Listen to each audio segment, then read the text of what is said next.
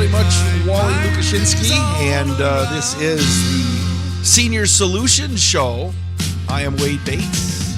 I'm Matt Heiar. Hey, I'm filling in for Justin Wilski today. Yeah. Can you believe that? The Ninjas took a week off. He loves his children because it was their spring break in Waupun this week. So he took the week off to spend time and to do work for his wife. What a devoted father. He is a devoted father. But I know I talked to you last week, and I told you, or maybe earlier this week, that I was filling in, and you're like, oh, I like sitting in with you, Matt. Yeah, I thought you got the short straw. No, why would I get the short straw? I get to sit and stare at the. Did you trim your mustache recently?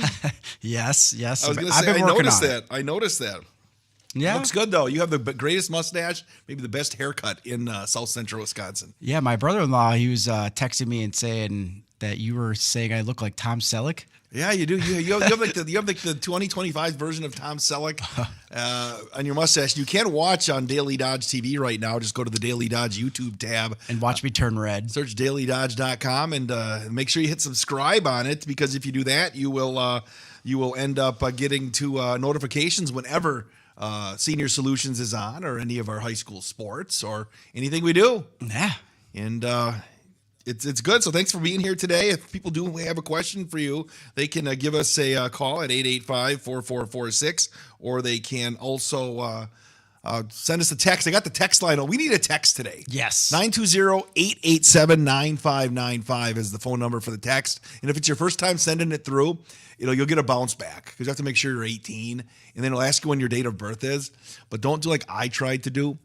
I thought like I had to scroll back every month for the last 50 years. Mm-hmm. I'm like, oh my goodness, back in the 70s. And realistically, you can change the date and then go to your date of birth. Oh, you can? So I could just click on the date and like the year, and it would go back to 1974.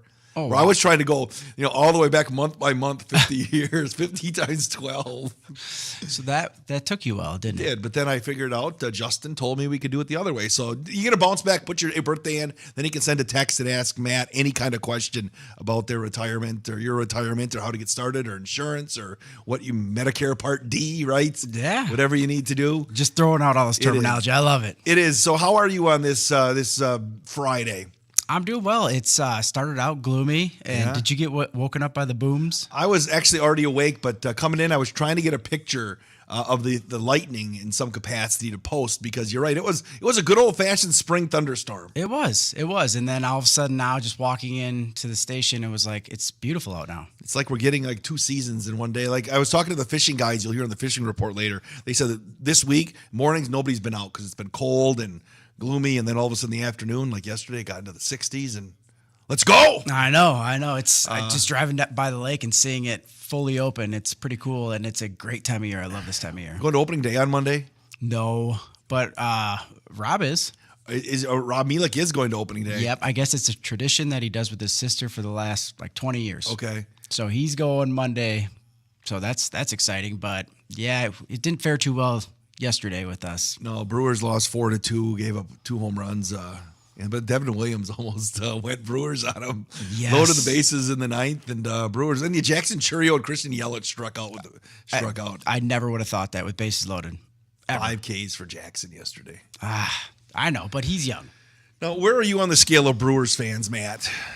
I'm pretty diehard Brewers. I love the Brewers, but MLB is what rubs me wrong, because when you got teams paying these ridiculous amounts to these players, it's hard to stay competitive in this league. The way it's set up, it's hard for the Brewers. The Brewers are like the little guy trying to crash the big squad party, and Yeah, it's just different. Like, with the Bucks and the Packers, they all have the same amount they spend for their roster, and it's just different.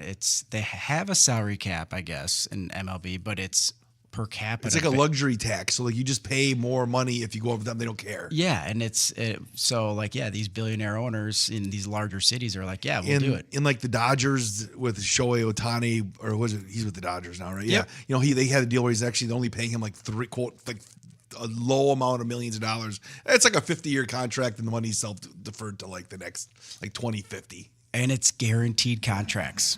You have a guaranteed contract at Heiar Insurance. We guarantee to try to help you. Oh, look at that. Segue. Guarantee to try to help you. You can help people with your money. I'm sure if, say, Jackson Churio, who got a decent deal a couple of years ago, would have came to you and said, Matt, I need a little help to make sure that with insurance or something like that, you have sat down and talked to him? Absolutely.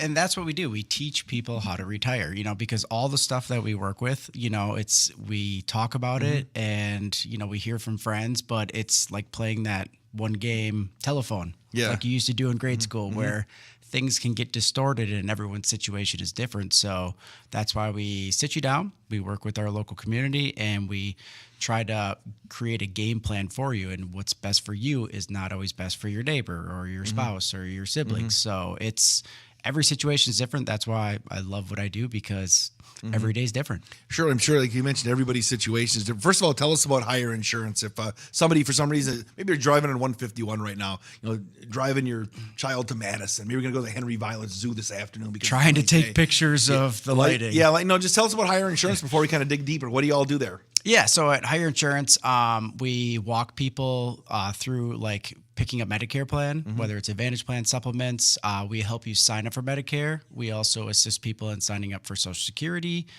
We do retirement planning, income planning, 401k rollovers. And the big thing recently has been the income planning, because that's the biggest fear when we retire. The checks are going to stop coming in. What do we do now?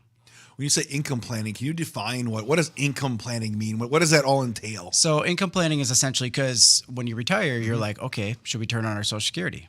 All right. Are you going to get a pension? All right. So like we take that. Those are constants. We love constants in retirement. That's our warm, fuzzy feeling. So now we have to find the income gap. It's like, we're going to need to pay our bills and to live comfortably, or how we were living working, maybe we're short $1,000 a month. So then we try to add that and make another constant for you. And basically you just leave it to us and we'll take care of it. And income plans change all the time. They do. Now, do you like give somebody a sheet of paper? Hey, if somebody comes in, they want an income plan. How do you go about deciphering like what your expenses are? So we have technology that we put up on the screen, and it has, your liabilities, your incomes, the sources it's coming from, and then, your budgets and debts. And then we basically put it up there, and it shows like, yep, you're turning your Social Security on here, so we're drawing less from here. Or we could flip the scenario and do it vice versa. So like there isn't a right or wrong answer to it. It's just, and it changes. Sure. So that's why we're seeing people multiple times a year, because just going once a year, that's a lot can happen.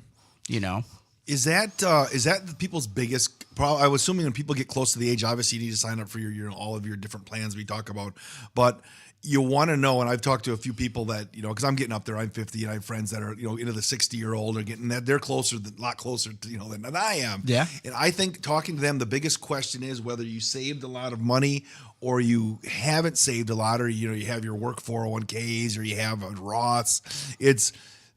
It's a scary thing. Do I have enough money to continue my lifestyle that I have, right? And do you really? And it's like a great unknown, right? And everyone's lifestyle is different. Yes, and so that's why we break it down where the ultimate goal is to live the same lifestyle, right? But the same bills are going to be there. So that's where everyone's like, did I save enough, or how much do I need? And it's the variable. We have no constant with that, because you could go off and be like, I want to buy a lake house. It's like, well, we have to account for that. But every person that says I did not save enough, that doesn't. You're not retired. Okay. So why can't I say it to you every time I see you? Yeah, but why can't we? Why can't we add 1 more % to our 401k? Yeah, exactly.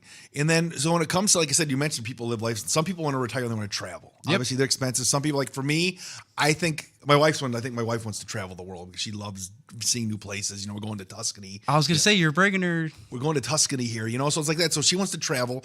I'm a guy where if you give me enough money to buy my golf membership somewhere and golf every day, I'd probably be okay with that. So those are two different things, right? Two people. And so when it comes, they always say the magic number is like $1 million.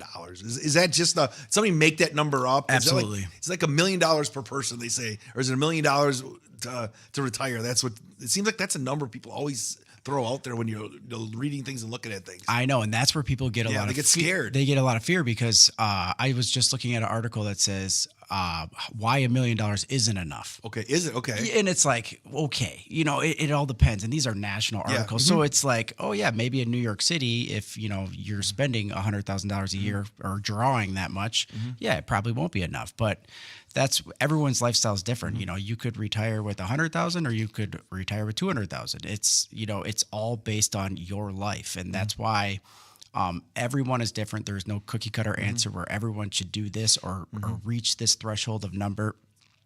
But yeah, that is the big fear, and it's not as simple as that. No. How early do people sting you asking about these kind of questions that I'm asking now? Or is it usually when they come in and they know they're getting close to like 65 or 60 years old, or, when they start thinking about cost of, living in their income that they're going to be having? We have all different ages that come in, I actually last week had someone just like you around your age and saying saying the same things you say. I didn't save enough, I didn't do this, I live my lifestyle, like this. But at the same time, it's like, okay, well, how can we fix that, And they ended up adding, I think, 2% more to their 401k. And why not? Because we were going to try to budget and say, hey, let's start putting money in our savings account away. But they said they couldn't do that because they'll spend it. Yes. Yeah. If it's accessible, we will spend it. And it's like, absolutely, then, well, why don't we add to that? And so you can change your how much you actually contribute to your 401k multiple times a year. So you could try it. And if you're like, things are a little tighter now, I better not do that. Let's go back to, 3%. Okay. But it's the effort. So there's no time like the present to save. No, to get down. This is weird. We're talking Matt Heiar from Heiar Insurance, 885-4446 or 88 if you want to call us, or give us a text at 920-887-9595. What percentage of people houses are paid for when they hit because that's a big thing. If you can retire without a mortgage payment, that probably makes a big deal, doesn't it? Are there a lot of people that still are paying house payments into their 70s, people that are homeowners, or is it still people that still, carry the mortgages, or most people have that house paid off? I mean, I would say it's 50-50 because a lot of times usually the mortgage is a second mortgage. Yes. We redid the kitchen and stuff. Have you ever redone a kitchen? Yes. Not cheap. No. It's the most expensive room in the house for a reason, and bathrooms are very expensive. But that's everyone's goal, like no debt, right? And it's like, well, you're going to have a vehicle. In the next 30 years, you probably will purchase another one, and that's fine as long as it's part of the income plan. Same with our mortgage. Oh, I only have $40,000 left in the house. Do you want to work 3 more years, or do you want to put that in your income plan, and then you're going to have the same bills. So as long as we do that, we'll just stipend our withdrawals a little bit more if possible. Yeah, perfect. I think a lot of people too, they look like we're looking to, because we had the house that we built that we're going to live in forever. Had the 30-year mortgage on it, and thinking, okay, we're going to live here forever. We're going to cash it out, be done with it, when we're 60 or whatever, and then we'll be good to go. And then you move, and all of a sudden you decide to do another 30-year mortgage. It's like, oh, you do the math. It's like, oh, that's going to be past my age of 65. So you have to work that whatever that mortgage number is into your lifestyle and into your retirement. Yeah, or if interest rates go down, we could refinance to a 15. Yep. Something so there is a lot of options, but is that your forever home? Yeah, exactly. That's what you have to wonder. Is it? I don't know. The one I'm in right now. Yep. I don't know what the world holds. You hope, but you could end up moving to Paducah, Kentucky. You could be like Bucksnort, Tennessee is for me, right? Yep. Getting your Yinling. I know, but and those are the kind of questions that if people come in, you can help answer at Heiar Insurance. Absolutely.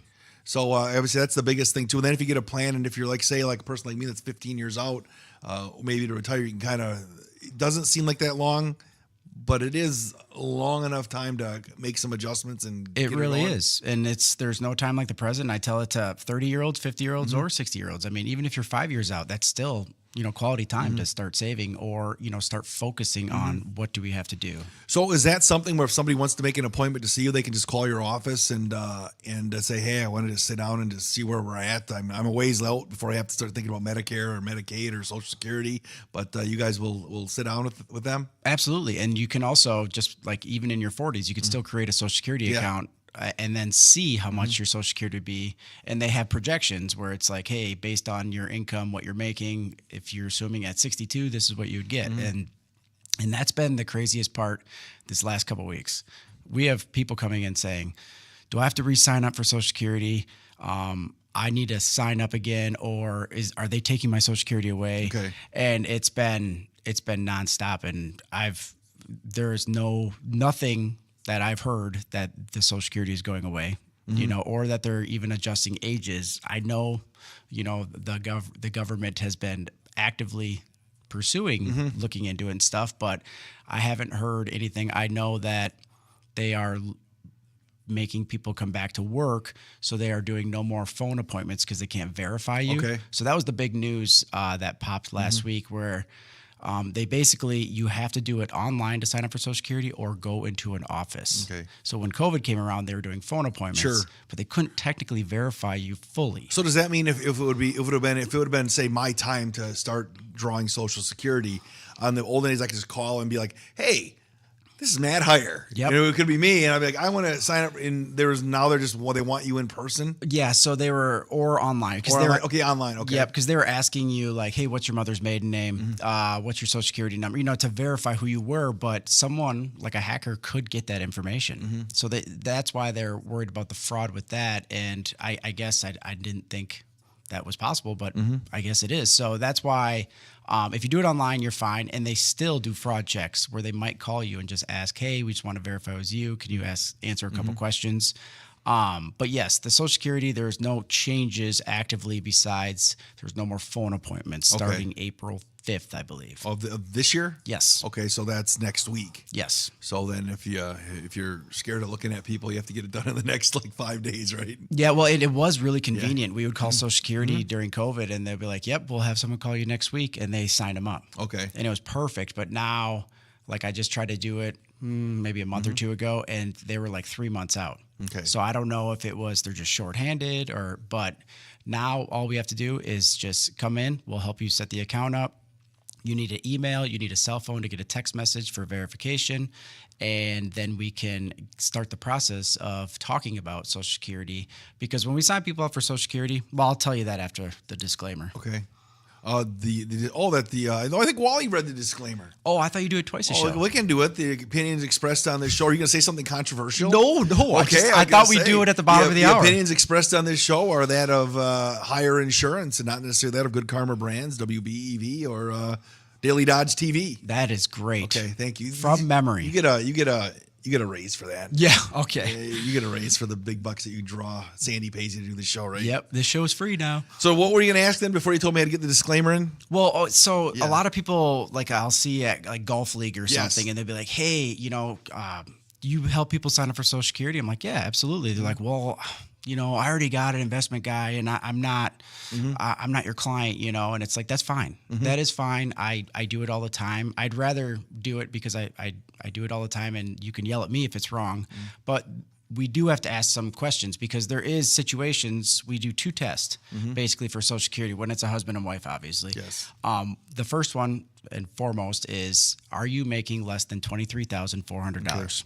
Because you can only make so much prior to your full retirement age. Okay. So our full retirement age is 67 years old. Okay. Then you can make $1 million a year. Okay.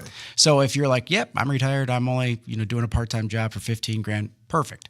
Then the next one would be the widowed spouse test. We want one much larger than the other one. Okay. Because if one of the spouses pass away, we lose the lower of the two. Okay. So, and that's very important, so we go to each spouse, hey, if they pass away, are you good with this amount, and vice versa? And if they are, then it makes sense. So there is a little bit that we ask about it. We don't want to just willy-nilly sign you up and say, good luck. But some people are like that. They're like, nope, I just want to do it. I just want to sign it up. My dad made it to 60, never even got to collect Social Security. I mean, who am I to say that that's wrong? But then the main thing is the income. We just want to make sure that, because every $2 you're over, they take $1 back of your Social Security. Okay. So yes, it doesn't make sense sometimes to turn it on if we're still working. Okay. And people are working longer, and obviously because Medicare is at 65. So you had said if I'm 67 and I retire or whatever, and then once I start drawing Social Security, even if I get a job after that, it takes $1 away for every $2. If I so I can make whatever I want. You said I can make $1 million then. Yep. What would I do to make $1 million then? Are you a fall baby or? I'm an August baby. Okay, so August baby. So one thing that people don't know. So like I said, if you turn it on at 62, you can only make $23,400. maybe next year is 24,000. Okay. But then the year you are going to turn 67. So January 1st of that year you would turn, you can make up to $60,000. Okay. So that's one thing that people don't know. Like, hey, I'm waiting till 67, and I always just play devil's advocate and say, why? And they're like, well, that's my full retirement age because I'm working. And it's like, well, technically, if you're making less than 60,000, they raised that threshold for your last year. Okay. So food for thought. Some people are like, okay, well, let's turn it on then. So then if I turn it on at 62 and I'm making $24,000 a year, then when I hit 67, do I get full bore then, or is it locked in at that dollar off for everything? So basically at 62, you get roughly 73 to 75% of your benefit. Okay. And then they say at 67 or your full retirement age, that's when you get 100% of your benefit. So, so you're saying like, oh, the income restrictions you're saying? Yeah. Oh yeah. So for the income restrictions, once you hit 67, it doesn't matter. If I'm not going to call it a penalty, but I guess it kind of is, isn't it? You turn it on early. If you're getting the discounted rate, I guess you will. Once I hit 67, then you'll get the full $2. Yep. But like, who says we're going to make it to 67? Yeah, that's what I'm saying. You don't know. Tomorrow I could, Yep. I almost choked on my my salad coming in here today, and then it would have been all over. Really? Yes. Imagine that in the obituary.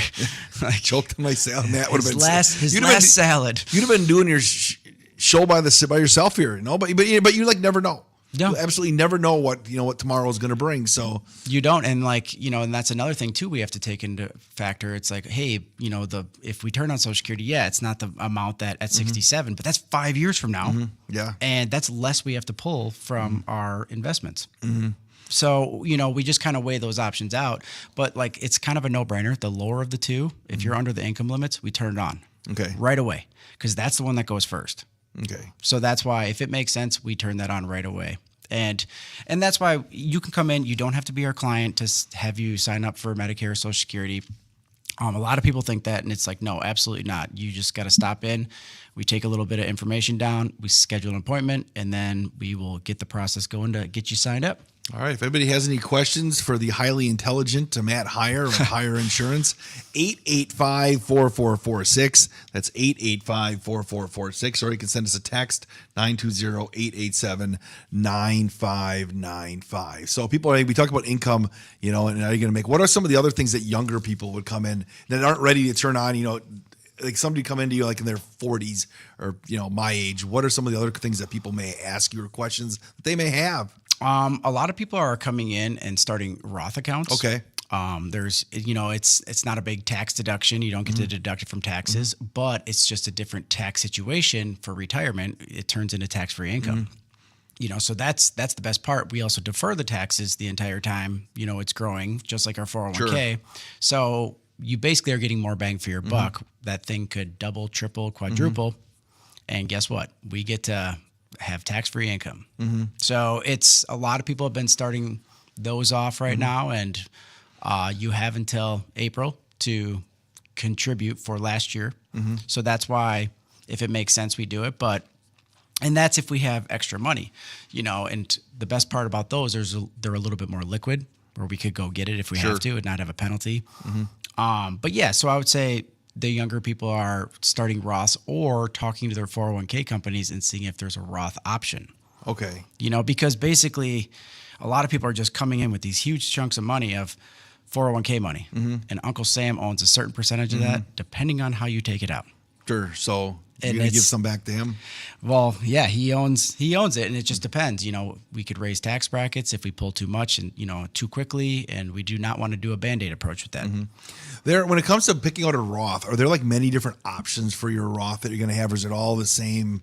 Because I know the Roth is kind of like money gets put into it, and then like it buys into different options. Are there like bigger like accounts or smaller accounts? Endless. Yeah. So the investment options are endless. Yeah. But they're all structured the same, where it's basically a retirement account, and it's the same tax status. But yes, you can invest it in many different things. How do you go about and that's something that Heiar Insurance leads you through? How do you figure out what one is right for you, or do you have a set Roth account that your company works with? Depending on your risk. Okay. So we have a risk tolerance sheet basically, and it kind of just asks you some questions, which there's no right answer, and that's how we assess your risk tolerance.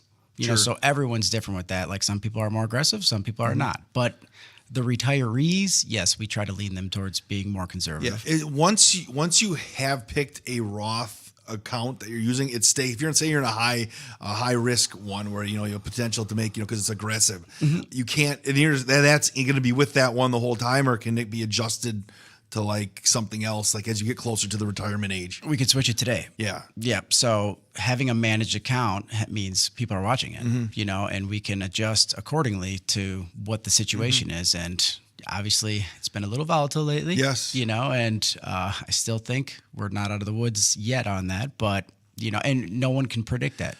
At what point, how far out of retirement? Because I know some people always, you grind as well.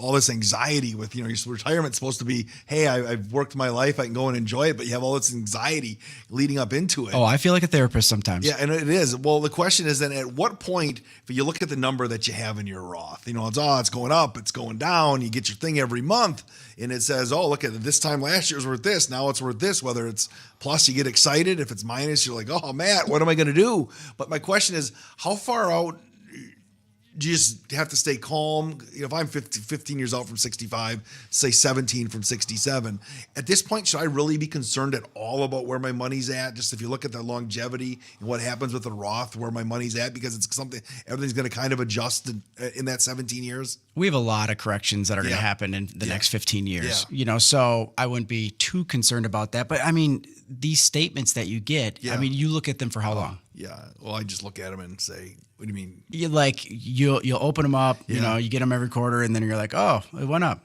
Oh, it went down. Yeah, that's exactly what I do. Yeah. Yeah, and then throw it away. And it has all the disclaimers and privacy acts and stuff. But it's fake money to us. Yeah. And because we're in the accumulation phase, so we're not really too worried about it. But it's when we start nearing retirement, like the light is at the end of the tunnel, where you might want to start drawing that back into a more conservative, portfolio. Sure. So, but you're not worried about it now. 15 years, we have a lot of corrections that are going to happen. So you have no idea to worry about it now. Say for some reason, if you were down, whatever percentage, you're like, okay, don't panic. Same thing if you're up. If I'm up 20% for some reason this year. Don't be like, hey, let's start buying a house in Cabo, because when you retire, you have to kind of ride it out a little bit. Yeah, and that's the opportunity cost. Like, some people will call, they're like, stuff went down, like, what do you think? Should we pull the plug, and just reallocate? And we can, but we might miss out on that bump, that correction, and it could happen tomorrow. It could happen next week. So it's, and that's where your risk tolerance is your threshold to pain, so it's like, if it drops anything more than 5%, we gotta pull things, and everyone's different. Some people are like, no, I know that I'm good at 7, 10, or because what if it goes up 10? Yeah. And you're not complaining then. I get a lot less calls then. I'm sure. People aren't concerned that it went up a lot, right? Yeah. And it's just, I think the market is driven a lot by media nowadays. It's, you get one news report out and all of a sudden everyone's like, sell. And it's, it's the FOMO, the fear of missing out. And then people are buying all of a sudden. And that's why, we have to zoom out. We have to look at the big picture, and that's why you're saying that, like, oh, if you invest $100, for X amount of years. No, I was telling Matt before we went on the air, I was reading something that said, if you invest $100 a month from the time you're like 21 or 22, you'll have this much time, like $1 million by the time you retire. And I'm like, for a long time, I was investing $100 a month, and I have nowhere near $1 million, and I'm 15 years out, so I'm like, or 17 years out. So I was like, where's all this money supposed to be that I'm supposed to have? Well, and these are, what was the return that they, inputted and stuff. So these are numbers. You can skew them however you want. But the principle of the story is to save money. Yes. And that's the main thing. Even if it doesn't grow 1%, it does nothing. It's still saved money. So we have to look at the big picture on that one too. It's, and that's why when you come in, we try to create you buckets, different tax situations, constant. Some people want something just, in CDs, conservative, and there is no right answer. And that's why it's so cool, because we have all these tools that, we'll implement into it. And then if we retire prior to 65, well, then we really got to be strict with your income, because on paper, at least, because then we have to go to the marketplace insurance. Okay. Well, that's based on your household income. Okay. So we have to start to plan for that too. So if we are planning to retire prior to 65, that's a big thing is the income plan. We kind of do it a little premature because we have to make sure like, well, what do we need to live on? Are we going to live off of, checking and savings, where on paper that doesn't look like taxable income. But if you pull from an IRA, that counts as income, and might utilize Roth accounts at the time. So there is different situations, if we're pulling all this money and well, guess what? That's going to make our insurance premiums go up. Sure. So they all kind of intercorrelate, and that's why, we're trying to be the one-stop shop. We're trying to teach people how to retire and all the different facets of it. And basically, you leave the stress to us. We'll just walk you through, and we want to educate you, and we want you to understand why this is happening, why we're doing this, what the strategy is. And, I feel like if people are not asking as many questions, I feel like I've done my job. Look at that. Look at that. Well, I'm admiring you because it's like you're answering questions. You make people feel at ease. That's what you and your people, everybody at your office is there to do, right? Well, yeah. And you live in a small town, so it doesn't take long. Word travels, and we do not do marketing. This is our marketing right now. Me and Wade.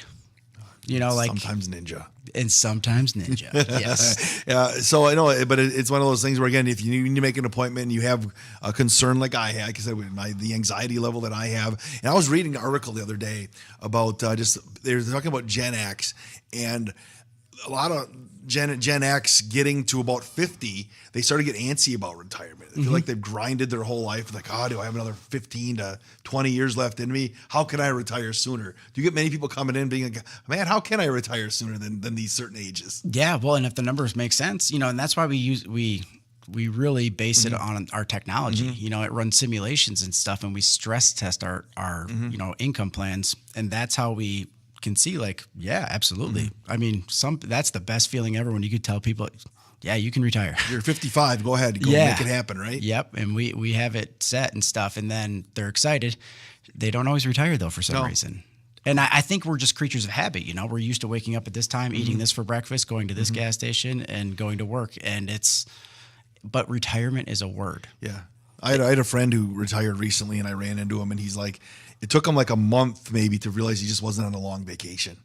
Yeah. Because he's been grinding his whole life, blue collar job. And it's like, Well, my mom does that all the time to me. She's like, have Jill send me this paper. I'm like, it's Monday. Jill doesn't work till Wednesday. She's like, is it Monday? And I'm like, oh, that's the life. Very funny. When you don't know what day it is, right? Because but you earned that right. That's exciting. And that's why, I get to live vicariously through everyone retiring. What's your plans? What are you going to do?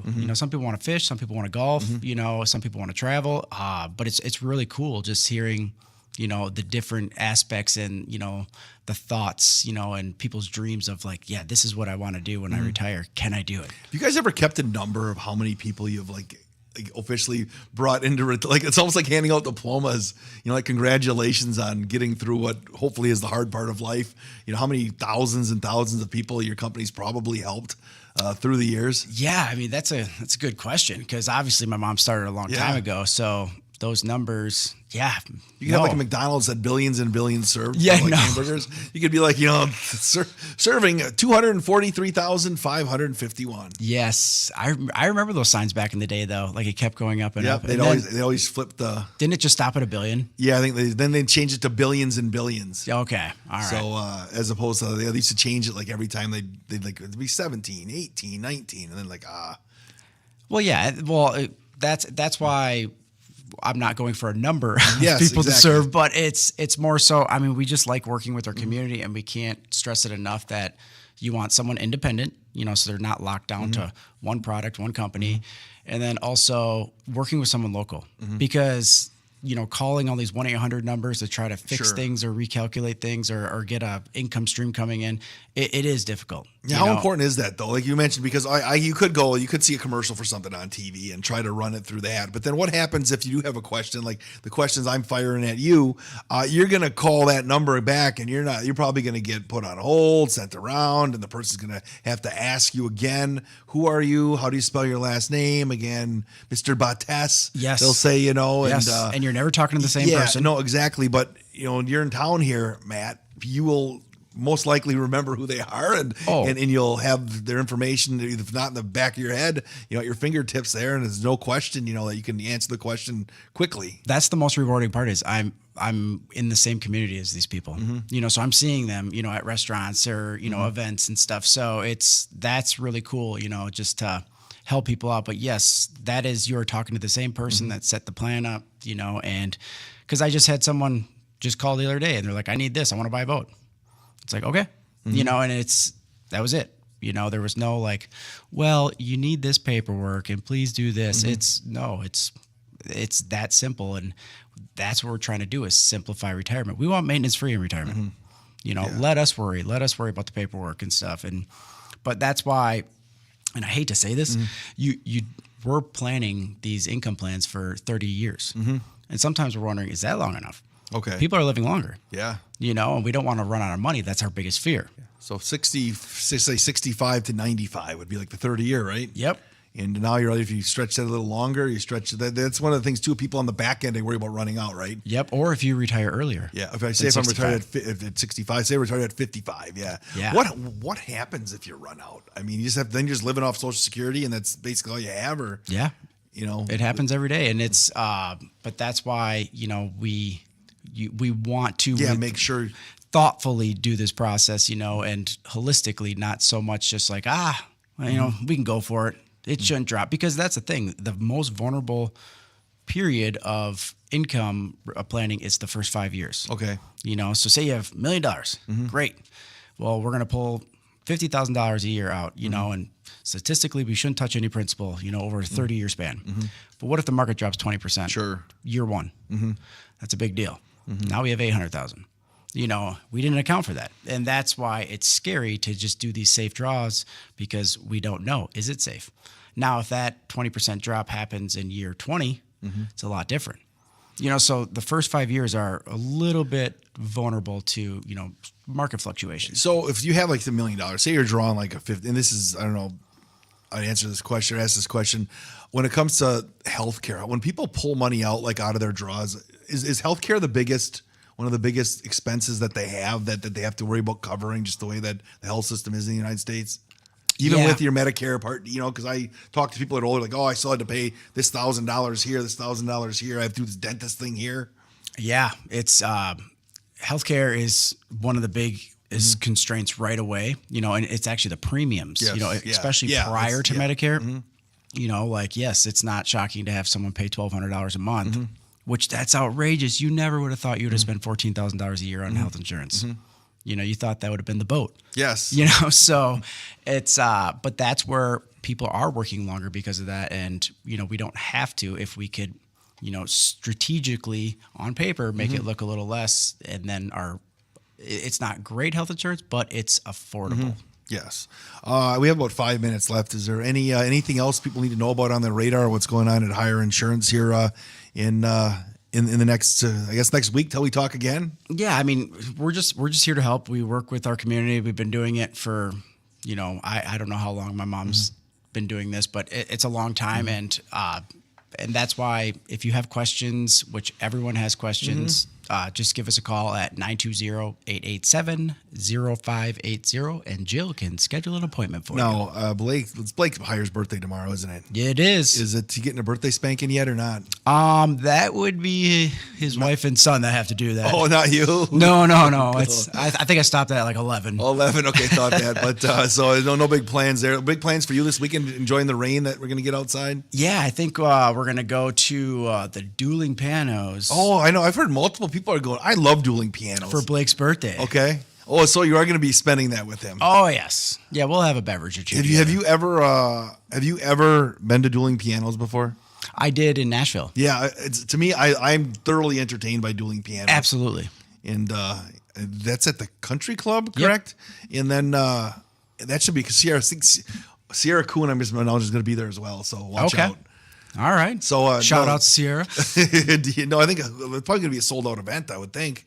Yeah, I don't know if it's sold out. Well, I don't know if it is or now, but I'm thinking they're probably getting a big crowd for that. Oh no, they're so cool. And I remember when my parents brought me in Nashville, I was like, okay, really? You know how much live music there is, and we're going to this, and it was so cool.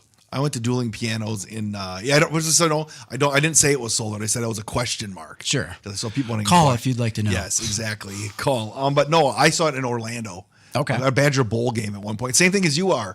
We were rolling into a place and we are like, oh, we just want to go run the bases down, down in the downtown. And we ended up in a dueling pianos place. We never left. We ended up being there for like 4 hours. Yeah. Well, just how talented these people were. Like, they're just like, hey, someone throw something out. And like some kid goes 50 cents. And he's like, okay, I'll take you to the candy shop. And I'm like, what? Like, they just know everything. And it's crazy. It's almost like watching people play the guitar. Yeah. Like, how did they do that? You ever think about, do you don't know how to play the piano? Do you play any instruments? I played trumpet. You were a trumpet guy? In middle school, yes. And then when did you tap out? When did you decide trumpet wasn't going to be a profession? Freshman year. Okay. I was done. And that only had 3 notes. Okay. Or 3 hot buttons. Cross buns, is that all you had to learn? I could do the taps because it was 1 note. Okay. I played the sax for about a month. Yeah, that looks hard. And then I found out that the kids that weren't playing an instrument could just got to hang out and play games for an hour. And Wade Bates said, I don't want to play the sax. I told my parents anymore. Did you tell him why? I have sinus problems. It's my sinuses. Smart. So that was only in 6th grade. But I had a daughter that played the violin for a little while. And luckily nobody played the drums in my house. Yeah, well, I got a recorder in my house this year. Oh, yeah. You do know hot cross buns then. Oh, that is, yeah. it's loud. So, the recorder is something I think every kid plays a recorder, don't they? At some point in their Yep. And that's like some people it's the peak of their musical career, and some people it's just the beginning. Yeah, I think 3rd grade they start it, and it's interesting. He needs a little more practice. If I could have one instrument to learn now, I think it might be the pan flute. Remember Zamfir? The commercials in the 80s? Are you too young? Okay, look this up. It's like Zamfir. Okay. It was one of those like late night commercials. The Zamfir was the master of the pan flute.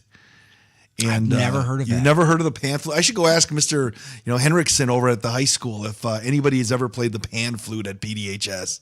No, the piccolo. That was okay. A The small piccolo, flute. Yeah. The clarinet. You look a clarinet guy. Oh, very funny. No, I'm just saying. No, because clarinet. Because I can see you have. If you played the trumpet, it's just from up here to down there to going on. But I know the pan. Look it up when you go back to the office today. I will. Zamfir, and I once found a CD in like a St. Vinny's with Zam, and I should have bought it just to bring back the old memories. Well, now you really got me curious. Are you watching any March Madness?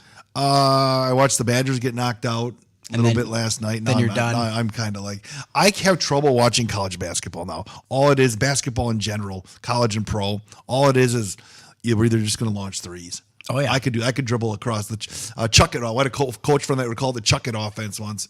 Whoever crosses half court is just going to chuck it up from beyond the arc, and that's the offense. The sad part is these kids are making it. They scored almost 200 points last night. I know. Duke and Alabama scored 100 last night. Yeah, that's not normal, but that's because they're taking 3-pointers, not 2-pointers. No jump shots. No jump shots, no layups, no post play. It's just let's launch threes. It's actually kind of exciting. We'll see. I just need Michigan State to win, and then it'll be exciting for me. Oh, because that's your bracket? Yeah, I have one bracket. I have a sheet of integrity.